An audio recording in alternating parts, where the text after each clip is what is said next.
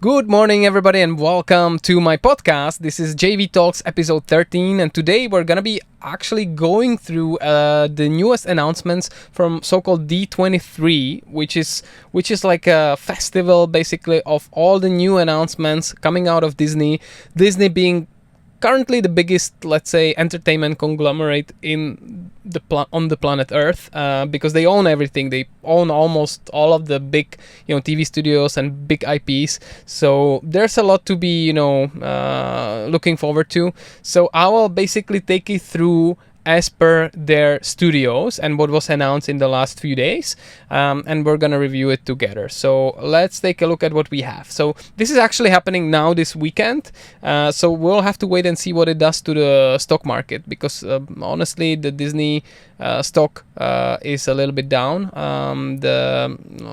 Let's say, we'll have to wait for the stock exchange to open on Monday morning in New York to see what it does to the stock price. I would bet that it boosts it up a little bit, but we'll have to wait and see. So once again, let's take a look at the announcements. First, we have some announcements from Marvel Studios.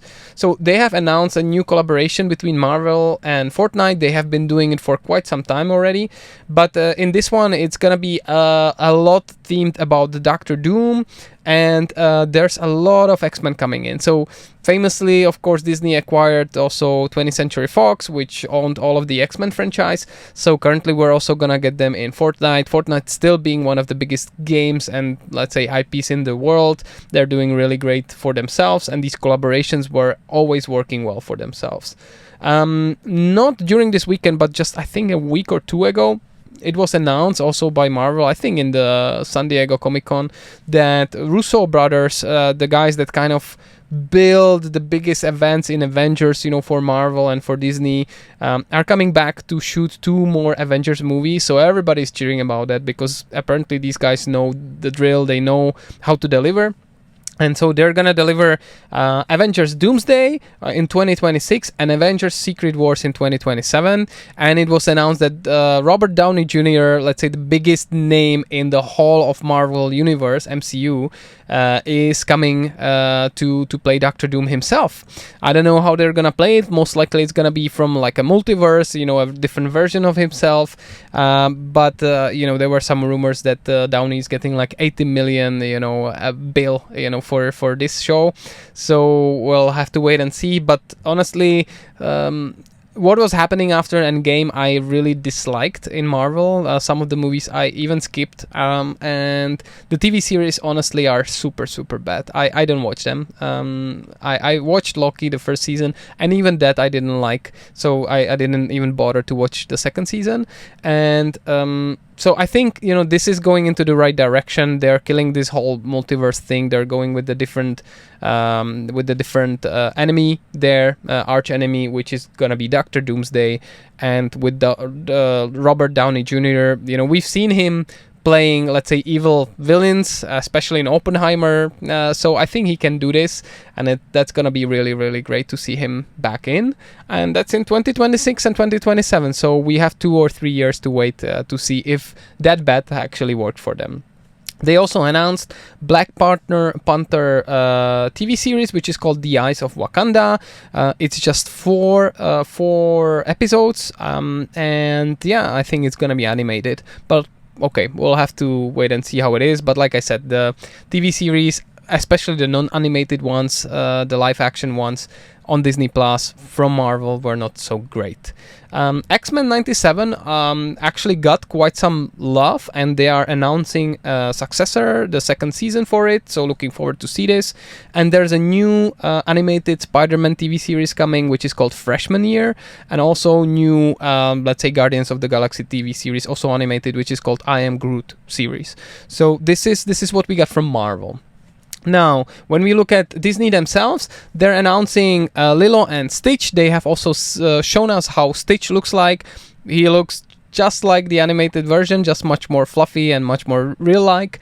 And it's coming in 2025 in the summer slot. I don't know exactly when, but Lilo and Stitch is a beloved movie. I hope they will deliver, because most of their live action remakes, honestly, I did not like. Even the Lion King was really, really bad for me, to be honest. I don't think that I liked any of them, like neither of them. So hopefully Lilo and Stitch can change that up for me. Then they've shown Snow White, which now is completely redesigned and honestly still looks bad, because initially, they had this kind of group of misfits or people, from different diverse backgrounds, and there was like a Lilliput, there was like a lesbian, and there was a black guy, etc., instead of dwarfs, and they got a lot of backlash, especially also this main actress. I don't know what her name is, but she was talking so bad about the franchise, so it got a lot of backlash. I think it was supposed to be already in theaters by now, but they have moved it and they are redesigning completely. So now the dwarfs are all in CGI. They are, no actors. This is gonna be all CGI, and honestly, it looks super, super bad. So I'm definitely not gonna watch this. And they have also announced, this is still, by the way, coming back to Marvel. I'm sorry, I messed it up. It's called Agatha All Along. So this is still a Marvel television series. This is how they call them right now, Marvel television. And that's more of a comedy that is starting in September 2024, so back to Marvel. Now, something that is very close to my heart is Star Wars universe. So they have announced Star Wars Skeleton Crew, which is launching December 3rd, 2024. I was initially not really excited about this, but I recently, reacted to the new trailer, which is amazing. It really gives you this 80s, Goonies vibe, Indiana Jones or E.T., and honestly, I am really looking forward to it. They have also shown us The Mandalorian and Grogu, first trailer, which is launching in May 2026, and it looks amazing, so I cannot wait. And Lego Star Wars Rebuild the Galaxy, which is launching in September this year. I don't know what to think about it. The trailer looked really great, and we're getting Darth Jar Jar, so that might be amazing, but I still don't know, what to think about it. So we'll have to wait and see, but it's coming very soon, basically in 1 month from now. So coming back to Disney, they also announced the Moana 2. So they're coming back again as a musical, and it's actually launching this year in the Thanksgiving slot. And we're also getting Frozen 3, which apparently is so big that they have to cut it into 2 parts. So we're gonna get Frozen 3 Part 1 and Frozen 3 Part 2 in 2027 and I think 2028 respectively. So that's quite some time ahead of us. And then I think we got quite a lot of announcements also from Pixar. Pixar announced that they're working on Incredibles 3, which I think is their favorite IP, one of the favorites maybe outside of Toy Story. But Toy Story is also coming in summer 2026, and they have shown basically first, screenshot of this, and there is a little kid below a blanket playing with an iPad. So it's gonna be about a fight of toys against the screens. So we'll have to see how people react to it, and if kids will regain the love for physical toys after this movie. So that's coming summer 2026. And then we have Elio, which is their new IP from Pixar. It's more like a sci-fi kind of Futurama style, with aliens somewhere in space. And that I think was delayed now to summer 2025, but looks great nonetheless. And then they're also announced so-called Dream Productions, which is a TV series from the Inside Out world, and that's also launching next year in 2025. Inside Out is one of the,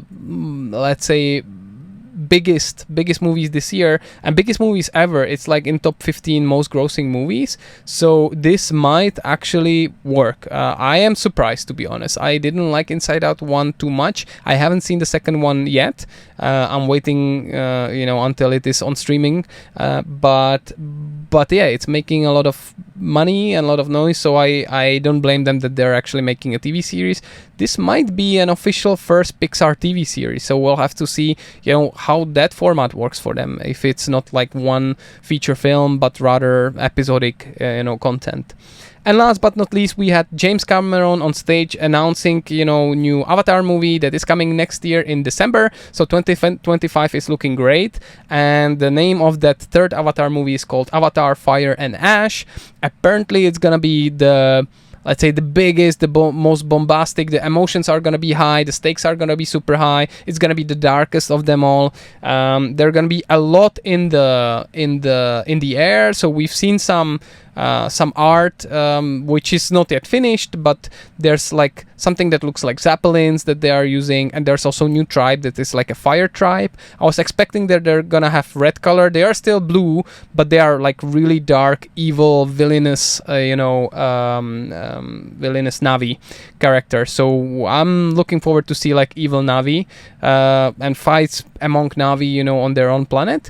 And yeah, let's see where it takes us. Like the first two Avatar movies are still like top 3, both of them, I think, most grossing movies of all time.